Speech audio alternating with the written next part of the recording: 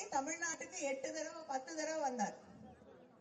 பட்ஜெட்ல நம்ம பேரு ஒரு தடவை கூட வரல. தமிழ்நாட்டுக்கு வந்து நான் தமிழ்னா பொருட்களையே நான் தமிழ் பேசணும் இது அதுன்னாரு. ஆனா பட்ஜெட் எழுதும் போது தமிழ்நாட்டு பேரே அவங்களுக்கு ஞாபகம் வரவில்லை. ஆனா ஜிஎஸ்டி மட்டும் நம்ம கிட்ட வரி மட்டும் வாங்கிக் கொள்கிறார்கள். நாங்க சொல்ல முடியுமா? நாம சொன்னா என்ன ஆகும்? நாங்க வரி நீ எனக்கு காசே கொடுக்க மாட்டேங்கிற, நான் ஏன் வரி கொடுக்கணும்னு கேட்டா நீங்க எப்படி நாட்டை நடத்துவீர்கள்? இப்படி தொடர்ந்து மாநில அதிகாரங்களை பறித்துக் கொண்டு மாநில உரிமைகளை பறித்துக் கொண்டு இப்பொழுது மாநில வரிகளையும் பறித்துக் கொண்டு மாநிலங்களுக்கு வர வேண்டிய நிதியை தரவில்லை என்றால் நமக்கு வர அத்தனை வருமானத்தையும் வாங்கிட்டு போயிடுறாங்க. வாங்கிட்டு போயிட்டு திருப்பி கொடுக்கலன்னா அந்த மாநிலத்தை எப்படி நிர்வாகம் செய்வது? மக்களுக்கு தேவையான சாலை வசதிகள், வளர்ச்சி பணிகள், மருத்துவ தேவைகளுக்கான நம்முடைய முதலமைச்சர் ஒவ்வொரு நாளும் மக்களுக்கான திட்டங்களை அறிவித்துக் கொண்டிருக்கிறார். எந்த நிதி நெருக்கடி வந்தாலும் அதை செயல்படுத்தி காட்டிக் கொண்டிருக்கிறார்கள். புதுசா பட்ஜெட்ல ஒரு நம்முடைய நான் முதல்வன் போல ஒரு திட்டத்தை அறிவித்திருக்கிறார்கள். இவங்க வருஷத்துல எத்தனை பேருக்கு அந்த நான்கு முதல்வன் திட்டத்தின் மூலமாக பயிற்சி அளிக்கிறேன் என்று ஒன்றிய அரசு நாடு முழுவதும் தேசிய அளவில் இருக்கக்கூடிய அரசு சொல்கிறதோ அதை விட 3 மடங்கு 4 மடங்கு அதிகமாக ஒரே வருஷத்துல நம்முடைய முதலமைச்சர் நம்முடைய மாணவர்களுக்கு ஒவ்வொரு ஆண்டும் பயிற்சி அளித்து வெற்றிகரமாக நடத்தி கொண்டிருக்கக்கூடிய திட்டம் தான் நான் முதல்வன். இதுக்கு ஒன்றிய அரசாங்கம் நமக்கு காசு கொடுக்க மாட்டாங்க. நம்மளை விட குறைவாக மாணவர்களை பயிற்றுவிக்கக்கூடிய ஒரு திட்டத்துக்கு நம்ம கிட்ட இருந்து காசை வாங்கிட்டு போய் நமக்கு திருப்பி காசு கொடுக்கறதே கிடையாது.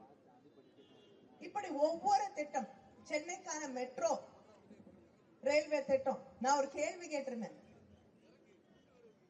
ஒன்றிய அமைச்சர் அமித்ஷா அவர்கள் அதிமுக ஆட்சியில் இருந்த பொழுது 2வது பேஸ் மெட்ரோக்கு அவரே வந்து அடிக்கல் நாட்டி விட்டு சென்றிருக்கிறார்.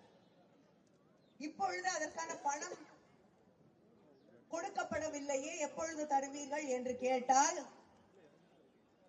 மத்திய அமைச்சர் வந்து அடிக்கல் நாட்டிய திட்டத்துக்கு இன்னும் கிளியரன்ஸ் இருக்கா இல்லையா, காசு கொடுப்பாங்களா கொடுக்க மாட்டாங்களான்னு பதிலுக்கு சொல்ல முடியல.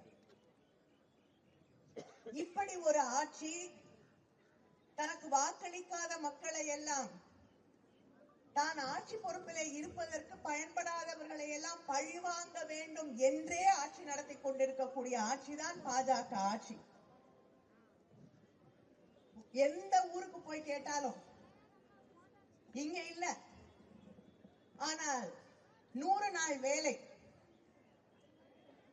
நகரங்களை விட்டு வெளியே காலடி எடுத்து வைத்தால் முதலிலே அங்கே இருக்கக்கூடிய பெண்களும் ஆண்களும் கேட்கக்கூடியது 100 நாள் வேலை கிடைக்கல, 100 நாளுக்கு சம்பளம் வரல, 10 நாள் வேலை கொடுக்கறதே பெரிய விஷயமா இருக்கு. ஒவ்வொரு ஆண்டும் ஒவ்வொரு முறையும் நாங்கள் தொடர்ந்து மத்திய அரசாங்கத்திடம் ஒன்றிய அரசாங்கத்திலே மோடியிடம் தெரிவித்துக் கொண்டிருக்கிறோம். நீங்க பணம் ஒதுக்க மாட்டேங்கிறீங்க, பணம் ஒதுக்க மாட்டேங்கிறீங்க. பணம் ஒதுக்கலன்னா எப்படி 100 நாள் வேலை கொடுக்க முடியும்? சென்ற ஆண்டு நிதி ஒதுக்கினார்கள், இத்தனை வருஷத்துல ஒதுக்கினதை விட குறைவாக ஒதுக்கினார்கள். அதுக்கு செலவு செஞ்சது ஒதுக்கின நிதியை விட குறைவாக செலவு செய்திருக்கிறார்கள். எப்படி வேலை கொடுக்க முடியும்? இந்த ஆண்டு அதை விட குறைவாக நிதி ஒதுக்கப்பட்டிருக்கிறது. என்ன காரணம் சொல்றாங்க? போன வருடம் ஒதுக்கிய நிதியையே முழுமையாக செலவு செய்ய முடியவில்லை. நீ வேலை கொடுக்கல, சம்பளம் கொடுக்கல, எப்படி செலவு பண்ண முடியும்? அதனால் இந்த ஆண்டு இன்னும் குறைவாக ஒதுக்கப்பட்டு இன்னும் பல பேருக்கு வேலை வாய்ப்புகள் கிடைப்பதற்கு 100 நாள் வேலை திட்டத்தின் வழியாக கிடைக்கக்கூடிய வாய்ப்புகளை குறைத்திருக்கிறார்கள். இப்படி எல்லா இடத்திலும், தமிழ்நாட்டை மட்டும் இல்ல, கிராமப்புறங்களில் இருக்கக்கூடிய சாதாரண சாமானிய மக்களை ஏமாற்றக்கூடிய ஒரு பட்ஜெட் தான் இந்த மோடி ஆட்சியுடைய பட்ஜெட் என்பதை நீங்கள் புரிந்து கொள்ள வேண்டும். இது பெரிய கார்ப்பரேட் நிறுவனங்களுக்கான பட்ஜெட், அவர்களை பாதுகாப்பதற்கான பட்ஜெட்.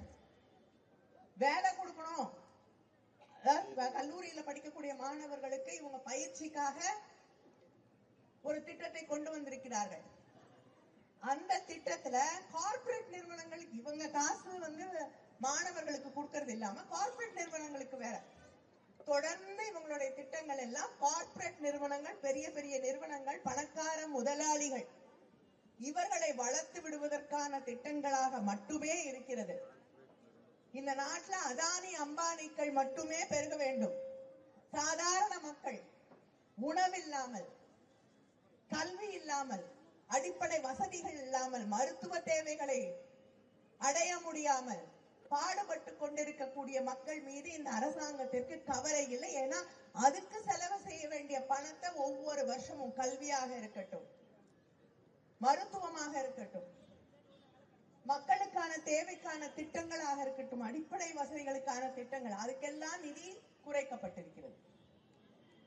இப்படி மக்கள் விரோத பட்ஜெட் தான் இந்த பிஜேபியோட பட்ஜெட். மக்கள் விரோதிகளாக செயல்பட்டுக் கொண்டிருக்கக்கூடியவர்கள், தமிழ்நாட்டு மக்களுக்கு எதிராக செயல்பட்டுக் கொண்டிருக்கக்கூடியவர்கள், தமிழ்நாட்டின் நல்லாட்சிக்கு எதிராக செயல்பட்டுக் கொண்டிருக்கக்கூடியவர்களை விரைவிலே பதவியிலே இருந்து இறக்கி காட்டுவோம், காட்ட வேண்டும். அங்கே தமிழ்நாட்டை பாதுகாக்கக்கூடிய, சாதாரண சாமானிய மக்களை பாதுகாக்கக்கூடிய, அதானிகளுக்கும் அம்பானிகளுக்குமான பட்ஜெட்டை மட்டுமே போடக்கூடியவர்களாக இல்லாமல் நம்முடைய கிராமப்புறங்களிலே வாழ்ந்து கொண்டிருக்கக்கூடிய மனிதர்களை பற்றி கவலைப்படக்கூடிய ஒரு ஆட்சியை அங்கே உருவாக்கி காட்ட வேண்டும். நன்றி, வணக்கம்.